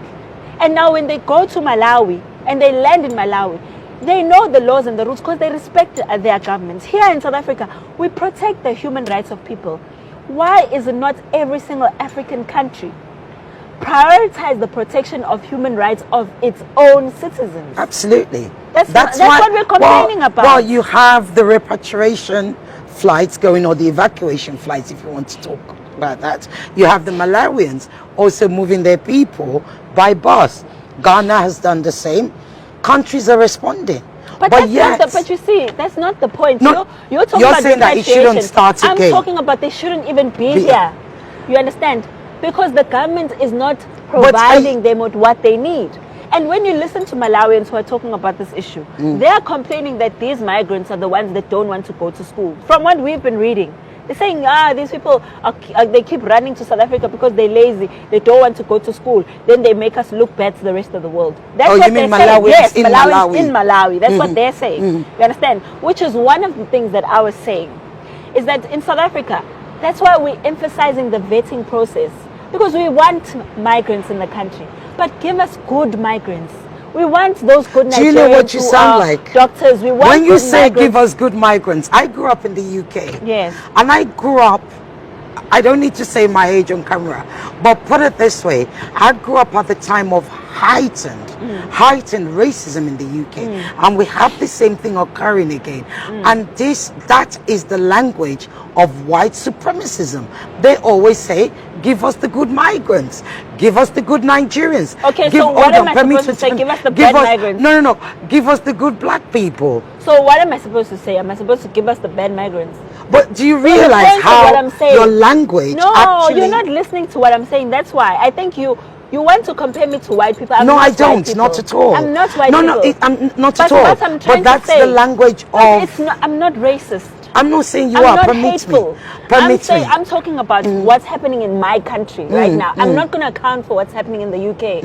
I don't know why white people say that. I'm talking about what's happening in South Africa. Because if Malawians in Malawi, you hear me, are saying that these people are the ones that don't want to get an education, that's why they come here and they do all of these things. We actually get the same from Nigerians who say the people that are coming to your country to commit. I've had several Nigerians. I can even show you some of the inbox if I can find them. The people who are in your country committing bad things are Igbos, because they are the ones that like committing crimes. These are things that they have told me. These are people in their own countries. But nobody ever said idiocy is unique to any part of the world. No, and there are idiotic people all over the world. But what I'm saying, there's no country that is wrong for saying they want good migrants. But if you there's nothing wrong with that, because if you, as a Nigerian, say you want good South Africans to come to Nigeria, there's nothing wrong with that. Okay, there's nothing racist about that. But these are the same good Nigerians, as you call it, that you say take the job of an HOD. You don't. I'm just saying. In South Africa, we've got Nigerians who are doctors, right? Yes, who are providing a scarce skill. Yes, which is something we applaud. Okay, so you're okay with that? Why wouldn't I be okay no, with hold that? on, because you said earlier that jobs were South Africans were being discriminated. You don't understand. I was explaining what the law says. The law in the says country. that you must employ South African first. Listen before. Listen to what I'm saying. There's IT specialists that come from outside of South Africa that are providing skill that no South African has. Correct. The law allows that. It's perfectly fine. I'm saying we can't afford ordinary doctors, like entry-level doctors, to not have jobs, because we're taking entry-level doctors without any special skill from outside of South Africa. That's my point that I'm trying to make, because I'm quoting exactly what the law says, and the law is not wrong to say that, because you don't want to close out opportunities for your own people who don't have anywhere else to go but to this country. Home is home. That's my point that I'm trying to say, because, for example, if we've got teachers, currently we've got so many Zimbabwean teachers that are not in this country, right? And when you follow, you have many Zimbabwean teachers in South Africa, right? Yes, I'll give you the numbers. I don't have them right now. Please remind me to give you I all will, of this. don't worry, I'll because send you a forget. message. So we've got a lot of Zimbabwean teachers, but we've got a high unemployment of teachers. You understand my point? And that is why South And that's Africans- local authority. Are the teachers not employed by local authority? We're not denying that. No, I'm just That's asking. exactly my point. I'm So what we're asking. doing as much and much, like I tried to explain to you, we're going to meet with ministers. We meet with the government. We meet with premiers of provinces. We meet with the police. We meet with officials. We even take our concerns to parliament. That's why we mingle with political parties, right? Because remember, we're not in parliament, but political parties are in parliament. So when we have a complaint, we take it to a political party to raise in parliament, right? That's why we have to have a relationship with political parties. You understand?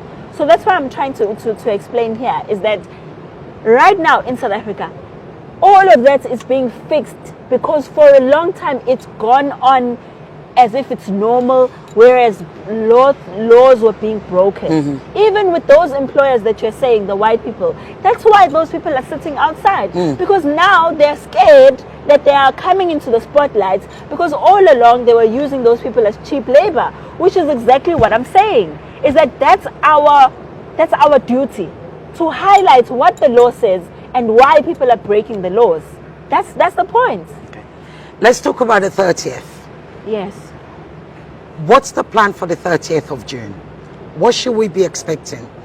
I do wish I could stay till then, but I can't, The 30th unfortunately. of June, once again, it was a date that was announced by Phakelo Mthakathi, right? He gave it as a cut-off date for all people who are in the country legally to self-deport and go home. Because our government, when we spoke to them, they said that deportation is very expensive. This is what they said. Deportation is very expensive. We can't afford to deport all these people, and therefore that's why it's taking so long. So I believe that when he said that, it was a motivation for people to go to their country and leave the country, obviously, because they know they're not in the country legally. And then when we saw the dates is like gaining momentum, everyone is talking about it, and they're aligning into March and March. Obviously now we're getting worried, like, okay, because what is going on? What is this about the 30th of June that everyone is talking about? So he tried to explain it, to say that it's not an event, it's not a holocaust like people are trying to make it out to be. It's just a day that we've seen. Well, it's been presented, and the way people have received it is a day of program. I know, a day when people... I know. Is it not that? No. It's just going to be a date. As much and much, like I said, we saw the dates is getting out of hand because people have expectations that some of them are going to go out there and do crazy business. Absolutely. Right? I mean, I've seen videos of somebody sharpening an axe, saying the 30th and of June. And the government has warned them against that, right? But what's warning going to do? Whoever I responded know, because to honestly, I kind of, you see, that's what I'm trying to say. We didn't announce the 30th of June. We are now trying to just put the situation together, right? So that there's no people running around acting crazy. But at least when we gathered in one place, we can have a march, and there's police and there's security. We can manage that. Are you going to march on the 30th of June? We'll have to. We don't have a choice. Because if we don't march, people are going to start doing crazy things like the one you just said. Right. That's the problem. Because now everyone associates the 30th of June with March and March. Yes. And if we decide to sit back and not do anything and say, we're not going to do anything, what is the government doing? Why don't you say they're having press we will conference. have our march on the 1st of July or the 5th of July? Please do not do anything on the 30th of June. Oh, they're not going to listen to that. They're not going to listen to that. Because the 30th of June has been... It's taken on a life of its own. Even by government, right? Even government, even the international world is now talking about this 30th of June as if like... Then I said I even said to the government, the problem is the communication of the government. Because why are you creating fear? Like people must just be scared. If you are scared, for example, let's say if they felt like we are scaring people, why not call us? You understand? Call us and say, guys, the 30th of June, what is going on? Yabo, how do we mitigate the situation? Let's sit together. How do we fix it? You know what I mean? Don't go onto public platforms and keep saying, oh no, we are ready. We've got this much police. We've got this. It's adding to the fear. I was saying that we've had hundreds of marches. We've marched almost every day. You haven't seen people going and But we do see though. No, I mean, but not our not marches. much. We do see individuals. That's exactly and all I why can say is that would it not be? No, I am asking. This is a question. I'm frustrated because I have to get account you. for things it's other not, people do, and I'm trying my best. It's to, not. I get what you're saying, that it's not march and march.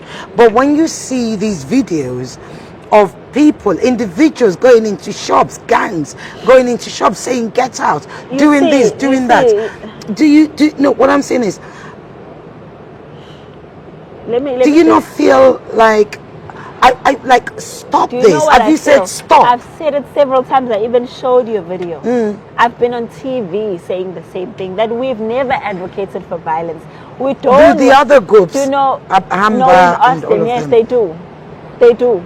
They do. But how do you tell somebody to stop when you're holding weapons during your march? I'm trying to tell you that weapons are part of the culture. It's just part of the Zulu outfit. Even if I show you wedding videos right now, they're still holding sticks. It's part of the outfits. It's got nothing to do with terrorizing people or beating them up or whatever, you know. And that's why I'm repeatedly trying to explain that there's a cross messaging somewhere, and there's a lot of fear. Obviously, I understand it's coming from things that have happened in the past. I get that. But also try and be rational when you're looking at things, you know. Try and sift through the message. When I speak, listen to what Jacinta is saying. Don't create your own version of what I'm saying. If you've never heard me advocate for violence, you can't then say that's what I'm saying. Because every time, like I say, I continuously say, we are dealing with the government. We hand over memorandum to government. When we do operations, yes, we're going to find illegal immigrants. We're going to remove them because they are breaking the law. They're not supposed to be in the country. But we're not going to do that on our own. We're going to have the police there because we're allowed to do that by law. But everything must be within the law. Okay. But we have to force the government, unfortunately, to do this with absolute vigor. Even if it goes to protesting every single day, we have to do that. But like I said, we do not want a model where people are going home in dead bodies. That's not what we want.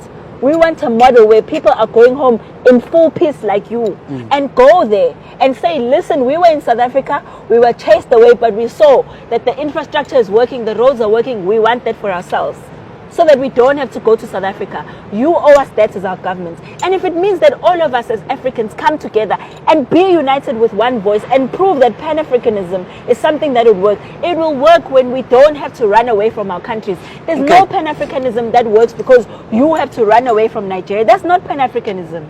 It means we're not being honest with ourselves. My last two questions. Number one is, you mentioned earlier on about lies or perception and things that have been said about you. In particular to do with Nigerians. Yes. What do you hold up to? Because I saw a video of you talking about your mother. And Nigeria. Right? There's also word of that you used to post that you were dating a Nigerian and everything. Can you put that together and just unpack that for us? What is true, what is false? Because it is believed that that's partly why you hate Nigerians. I don't hate Nigerians. Okay. They make me angry. Why? Because of their attitude and their behavior in the country. How so? Because of the drugs. Because but of not the... all. Of course. Is that a representative? It's not all. I'm listening. It's not all. That's why I'm saying I have very good Nigerian friends that we discuss football with, that we happen to be Lionel Messi fans, and we all love Messi. And that's why I have some Nigerians who are even supporting me. Henry Talks, Ace, all of those people, because they understand what I'm saying. That South Africans, you know the reason why we are so angry when it comes to foreign nationals, if we're being honest, because of Nigerians, Ethiopians, Somalians, Pakistanis, and the way they've been behaving in our country, right? Of course, it's not all of them. But like I said, if something is in your eyes, like if they've taken over cities where they call an entire point road, an entire place, it's known for drugs, it's known for prostitution. And everywhere where you find that there's a number of Nigerians, that's the most common things. There's drugs, there's prostitution, there's children there being trafficked to sell their bodies, etc. This is a normal thing.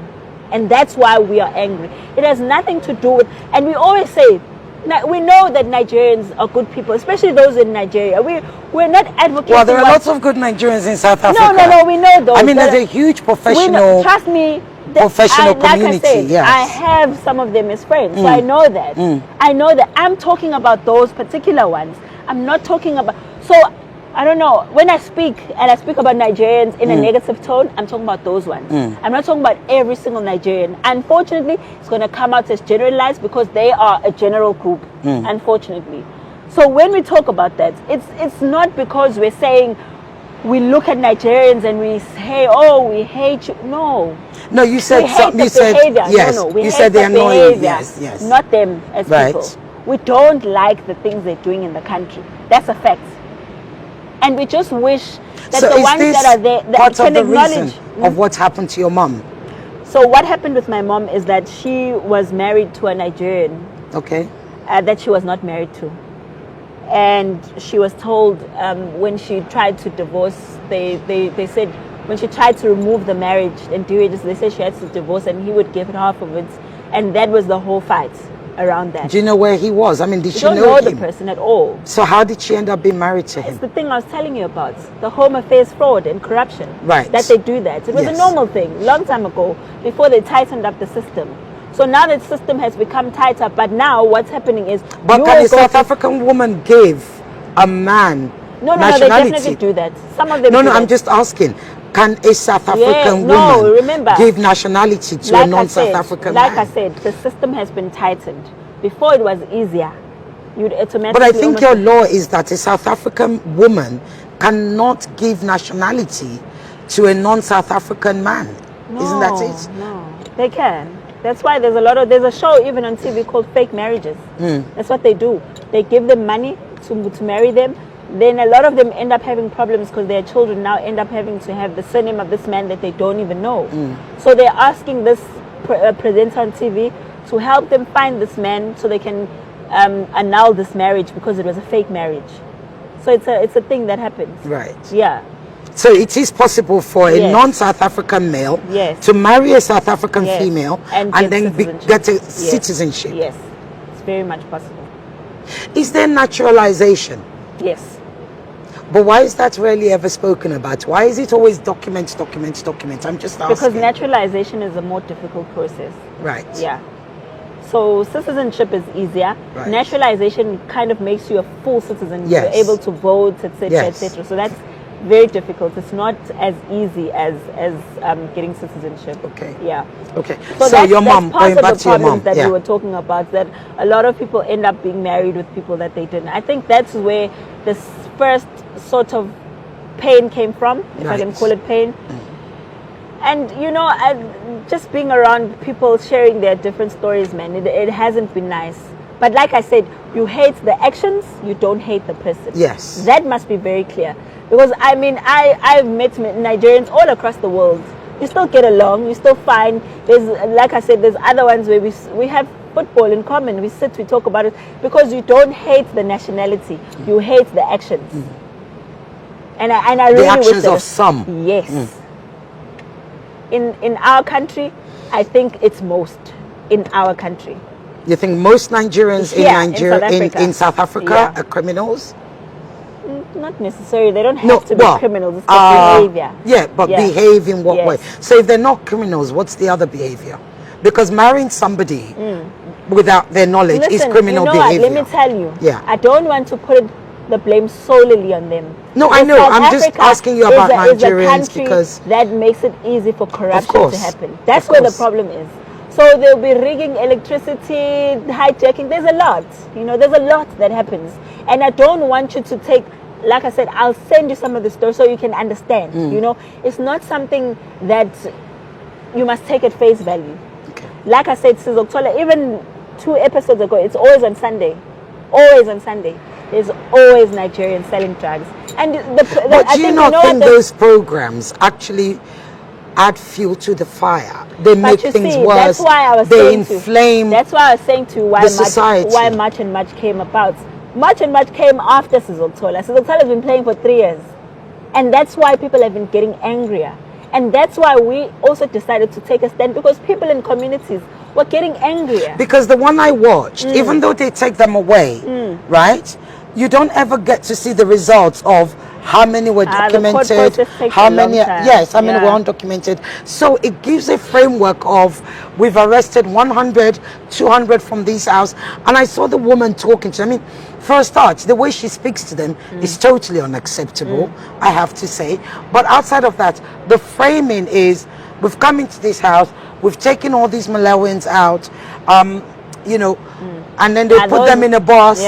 And those they go. ones, it's for the ones I was telling you about that get we employed. don't, you never get to hear. I'll show you the crime one that I'm talking about. Yeah, I'm just saying you never get to hear the result of when they take them to the police station or when they take them to the ministry. The result is not there. So those things are just fueling the polity and just making people, you know, they're rage baiting. But that's what I'm saying to you. That's why the tension has been so high. It's not something that came now.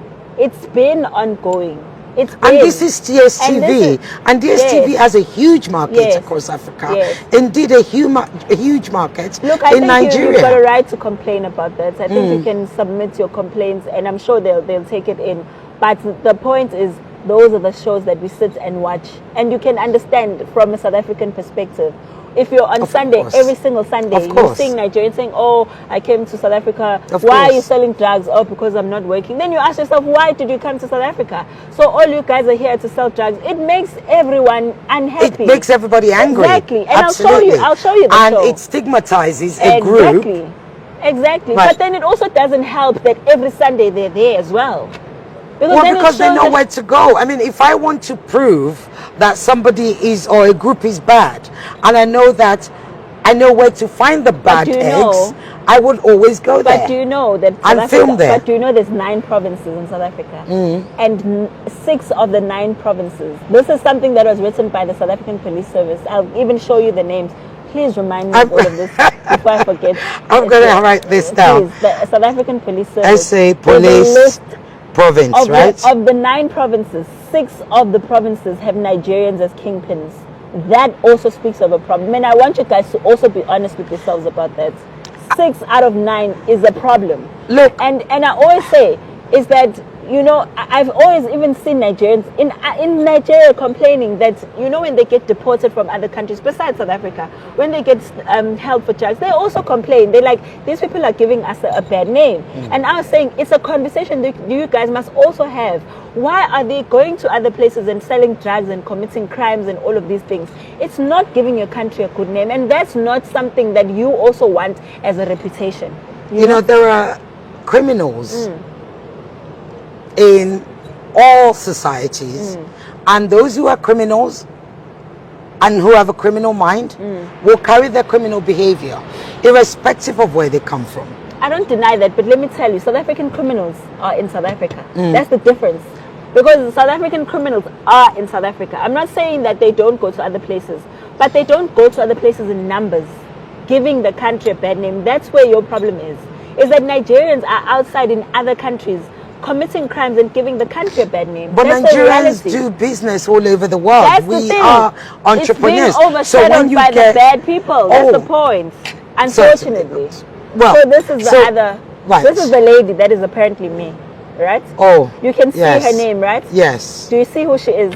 Who is she? Ngobese-Zuma? Is that right? Who is she?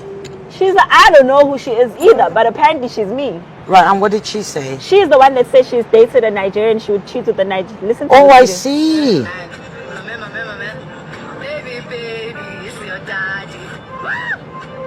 Oh, I see. I need to show it to the camera.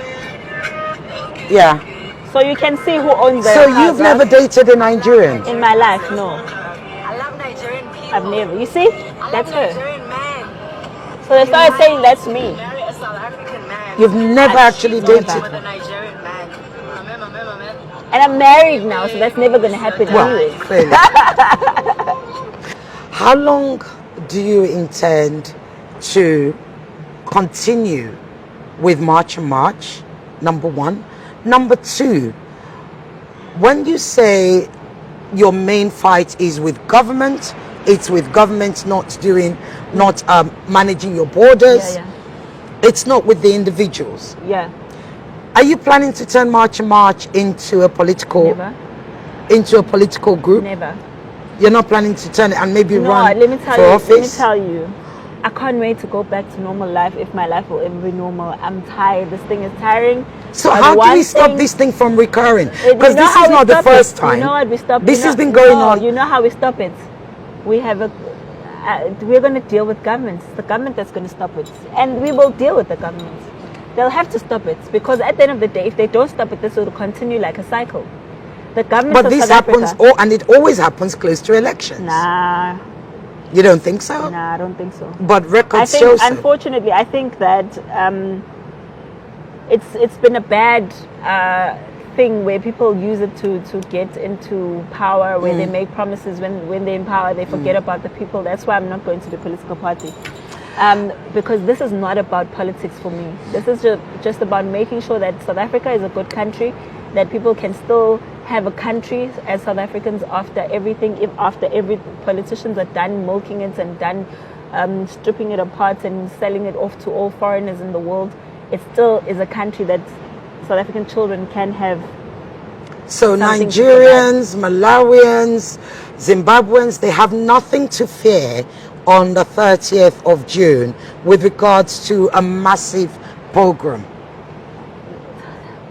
I'm just asking. I mean, I think you need to say whether yes or no, because this is a great fear. Let me tell you something about hurting people. You don't issue a date for hurting people if you want to hurt them. Do you understand? Well, you can issue a date, and all they did was issue a date and say, please, people should go. And those who want to take... I've explained the those date. who want I've explained the date Yeah, issue, no, and right? that's what I'm saying. But so, what I'm saying is, if we wanted to hurt people, we've been in existence for a year. People would have long been hurt. It's not going to take the 30th of June. But there was not people. a date. The date is not about hurting people. That's the point. No, I know, but that's what I'm reconfirming with you. Are you saying that Nigerians, Malawians, all the migrants in South Africa need not worry about a massive pogrom, violent pogrom? I'm saying that on the 30th violence of June. is never on our plans. But we do want people in the country legally to leave. And if they don't, and if they're not able to, no, the government what is going to happens make then? them leave. No, 30th of June is what, next week? I've explained the 30th of June deadline, okay? Right, so you do want them to leave, but not on 30th of June. There's no sane person in their head who thinks by the 30th of June all illegal immigrants would have been gone. Well, that's the fear. I'm just saying, Jacinta, you have to understand. I have to run away. We are done. But you have to understand how people feel. Please understand. I'm not running away from anything that you're saying. Thank you so much. You've been very graceful. You've really given me a time to speak. You've listened to me. You've disagreed with me, but you haven't been rude about it. Absolutely not. You've been very kind, and I appreciate that. You came all the way just to give me an ear. Right now, I'm saying to you, there's not a single African person that I wouldn't want to see going to fight their government. Because what I see happening in Africa is horrible. The conditions that African people are allowing their government to put them through is horrible. What I would like ideally is that once South Africa goes back to laws, because I keep highlighting what the laws of the country say, and unfortunately South Africa has been going on being unlawful for a very long time. And that's why we are re-inviting the law into our country, reminding our government of what the law says. Unfortunately, not everyone's going to be happy with us. Unfortunately, we can't control everyone, but we will try our best to control what we can. And if it means making sure that there's no violence, trust and believe me, we've got extra security that we've paid for on our own to make sure that they go and protect businesses and all of these things, because we don't want any of that. We've been through 2021, and in 2021, I can assure you, I was the first person to go out into my community and start cleaning up the community and tell them just how wrong it is that we had looting and all of these things. I'm not for that. And lacing. I'm not for that. Yes. You won't find me in those places, in those spaces. That is why I'm always in boardrooms fighting this issue of illegal immigration. What I do want, though, is for our African brothers and sisters to respect our country, because currently they don't do that. That is the honest truth. They don't respect us. They don't respect our country. You must see them on Facebook tormenting me, tormenting South Africans, telling us they're not going anywhere, this is their country, Mandela gave it to them, this, all of these things. You don't want to do that. It's not fair on us, right? Because you're placing the burden on us and they get away scot-free to do whatever they want. So we're saying responsibility lies on both South Africans and foreign nationals to behave themselves in South Africa. Let us deal with the issue of migration. If you're coming to the country, come in through the legal routes and the right way. So that when we go to your country, we also feel comfortable knowing that we're respecting your country's laws. Because you don't want us to come to your country and do as we want and just behave anyhow. That's not fair. But ideally, the model is for Africa to work. For all Africans. We have children now that deserve to have a functioning Africa. We're Africans and black people, we don't glorify just our skin color. We think like people who want to improve the continent. We behave like people who want to. We can't have dictators every single time. We've got 90-year-olds sitting there running the country while people are being beaten up and hit. Human rights must not only apply in South Africa. Human rights must apply everywhere in Africa. African leaders must not sit there in those Pan-African parliaments and discuss minds and all of. They must discuss real life African people problems. How are they making their people live better? The infrastructure, the roads, how they're improving their lives. And I'm so annoyed that we get to spend so much time discussing this issue over real other. I mean, I was so annoyed that there's children in Nigeria being kidnapped. I want to be there to help Nigerians to say we can't have whatever Boko Haram or ever terrorizing the. What is the Nigerian government doing about that? They can't go on as if it's business as usual while the children getting kidnapped. That can't. We as the citizens of Africa really need to hold our governments accountable. And if we continue to fight each other, we're never going to get to that phase. Jacinta, thank you, my sister. I tried to. I've practiced your name. Several. Ngobese-Zuma. Yeah. It's been a